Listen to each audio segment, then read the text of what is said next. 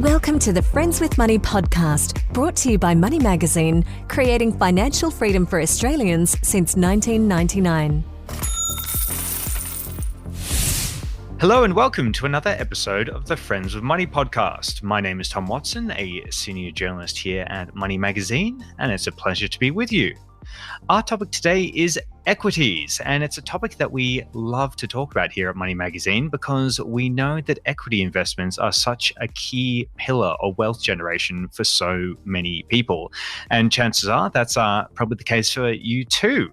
So what are we talking about specifically? Well, we're going to zoom in on Australian shares and how they've performed as an investment.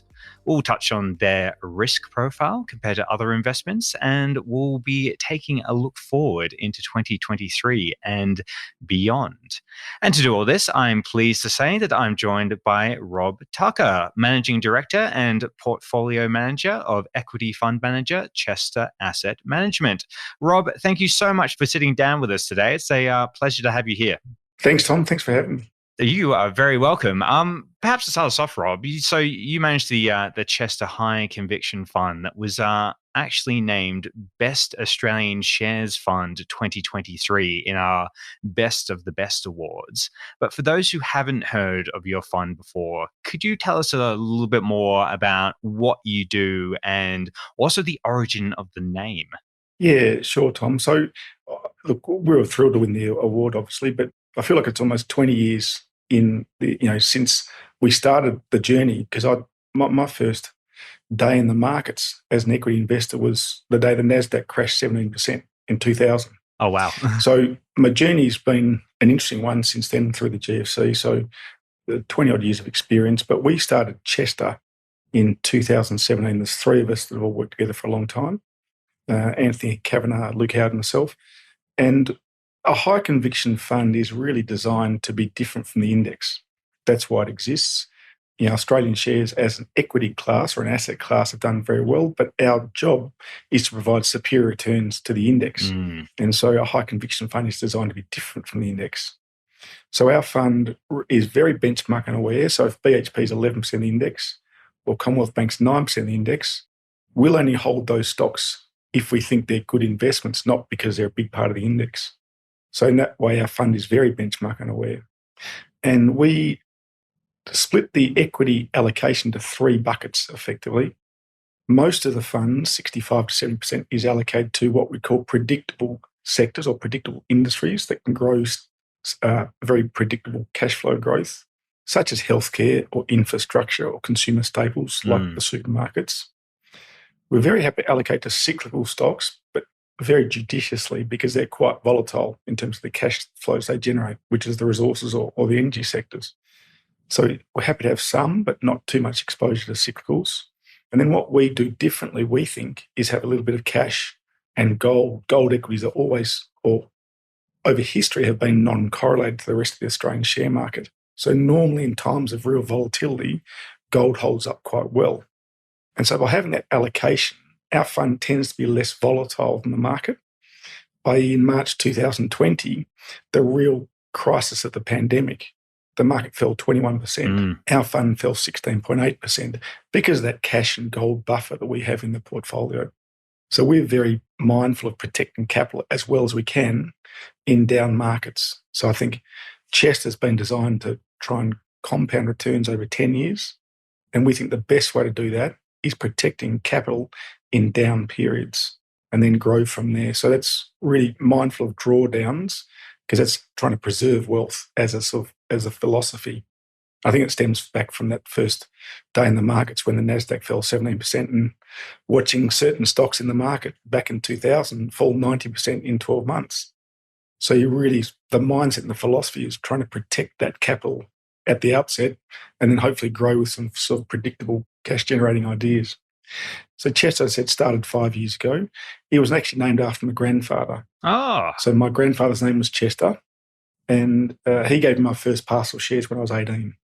So he bought me a parcel of ASX shares. So Australian Foundation Investment is a listed stock or it's a listed company, but it was the first managed fund in Australia.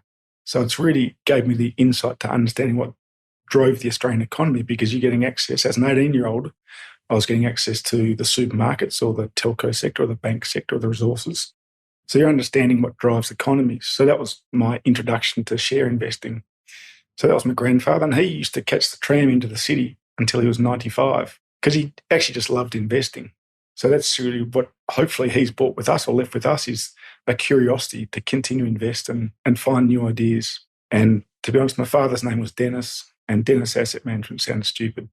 I think I agree that the chest is definitely a more fitting name and a lovely origin story as well. I really like that. Thank you for sharing that with us. How about we get into the topic a little bit more specifically then? So, Rob, can you tell us how have Australian shares typically fared as an investment over the years? Well, it depends what time period you're looking at, Tom, but over the last 30 years, Australian shares have been one of the best performing asset classes in the world. I think they've done 9.6% return or compound over that 30-year period. Over 100 years, they've done about 8.7% compound return. So over time, if you zoom out, Australian shares have been a really strong asset class. So that's superior to property in most cases, obviously superior to cash or fixed interest. So I think it absolutely should be part of anyone's portfolio having exposure to the share market. Obviously, it comes with volatility, and that's what we see through that drawdown period in the COVID year, March 2020, and the GFC. So there is obviously volatile periods in equities, but we try and remind investors that we're investing in companies. We're not investing in the market. So if we're investing in really good companies that have good, strong cash flow, ultimately we think that cash flow support will drive valuations higher over a period of time. So I think the best thing we can do is focus on the long term rather than worry about what's happening this next quarter, or next 6 months, or next 12 months. Well, I think you touched on some of the risks there. Is there anything else that I guess people should be mindful of when investing in shares rather than say property or another asset type? Tom, I think it's really hard, but I think psychology plays a big part in investing. And this gets back to the core essence of fear and greed. I unfortunately had a few investors put money out of the fund at the bottom of March 2020 because they got fearful, which was exactly the wrong time to take money out. And then you often see retail investors put money in when there's excessive exuberance. So I think if you can manage your own psychological feelings about the market, your emotional state, and just remind yourself that you're investing in companies that provide good cash flows and ride out those volatile periods, you can see what the Australian shares have done as a class over that 30-year period or 100-year period. And so I think it's really important to be patient, stay the course, and not try and make short-term profits out of shares because you might want to put money in to buy a house in 2 years' time. Well, I always advise people against that because I don't know what's going to happen to the share market in 2 years. I'm pretty sure I can tell you what's going to happen over the next 7 to 10 years because I think we'll go up. But I don't quite know the next 2 years because Russia might invade Ukraine or there might be another pandemic. So there's always black swan events that makes short-term thinking around markets sort of volatile. But if you sort of stick to your knitting and follow companies closely and invest with discipline, I think that's the way to compound returns over a 7 to 10 year journey.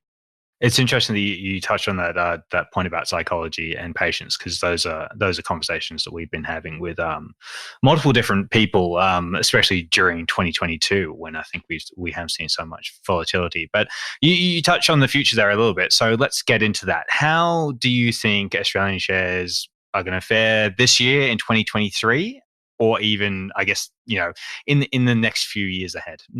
Yeah, it's probably an answer in two parts, Tom, because I think there's still some risks to be seen on the short term because I don't think we've seen this level of interest rate rises in 2022 as we have for a significant period of time. And so there's one measure I look at, which is the household share of mortgage repayments relative to the household share of disposable income. So normally mortgage repayments as a percentage of your disposable income are about 16 to 18%. This is the average Australian. And the RBA considers tight monetary policy to be when your mortgage repayments are above 25% of your total disposable income. Right now, mortgage repayments with the interest rate rise we've had are at 28% of total disposable income. So the RBA knows this. This is quite restrictive monetary policy. So I think what we might see in the next 6 months is consumer behaviour changing, because suddenly you're faced with higher mortgage costs, your food costs are going up, and your energy costs are going up. So I think there's very much a focus on things we need to spend money on, essential services, versus things we want to spend money on, which is discretionary goods. So we have had a really amazing period for discretionary spending post-lockdown, and everyone set up their home office and bought the new TV or new couch or whatever it is. But so I think there's a period of softness in the consumer ahead of us, while the market recalibrates how much they have in terms of excess savings. But beyond that, so I think I'm sort of slightly cautious about the next 6 months for that reason. But I think ultimately the RBA and the Federal Reserve in the US will probably start cutting rates by the end of next year. So that will take some of the pressure off. And because you can see a reason why inflation starts coming down this time next year. The interest rate rise have been because of inflation. I think inflation is starting to slow down or soften. But if you ask me about Australia over the next decade, and I spent 5 years in Hong Kong looking at Australia through the lens of a global investor, and Australia is a remarkably good place to invest capital over the next 10 years. I think you've seen through the Russia invasion of Ukraine and the dire circumstance in Europe right now about energy security. So Australia has energy security, we have food security, and we have a demographic tailwind with population growth through both natural births and immigration. So that's a luxury that a lot of other countries don't have. So I think Australia is really well placed as a extractive country or primary production in terms of energy and food, and even the iron ore and the lithium that goes into electric vehicle batteries. So there's a large part of the Australian market that's still going to be very desirable for the next decade. So I think if I'm a global investor, I'm looking at Australia as a really strong democracy, a really lovely place to live with, and people want to move here. So when we open the borders up, I think we'll see stronger immigration, and that will drive a shortage of housing. So I think the economic growth in Australia is going to be relatively compelling versus the rest of the world over the next decade. So I think Australia is really quite fascinating over that time period, notwithstanding the fact I think there's probably a soft period ahead for the next 6 months in terms of what the consumer can spend. So with that in mind, and you touched on a couple of areas here already as well, but what kind of shares or companies are likely to do better in the next few years then?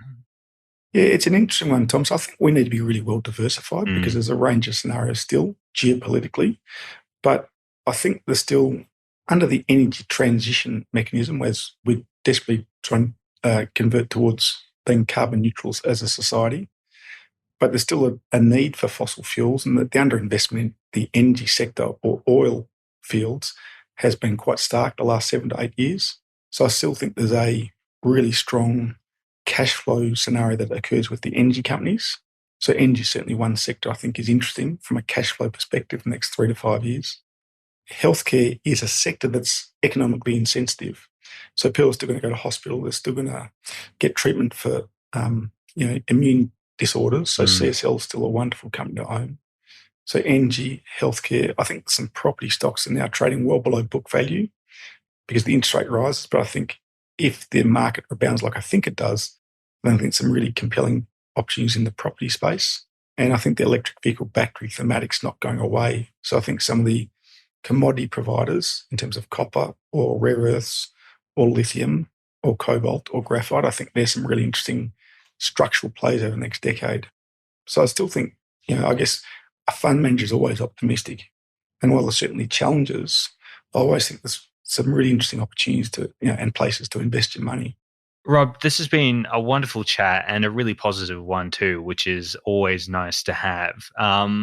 But we're starting to kind of run out of time. So we might leave it there for today. But thank you so much for joining us because it truly has been a pleasure chatting. Tom, thanks very much for having me.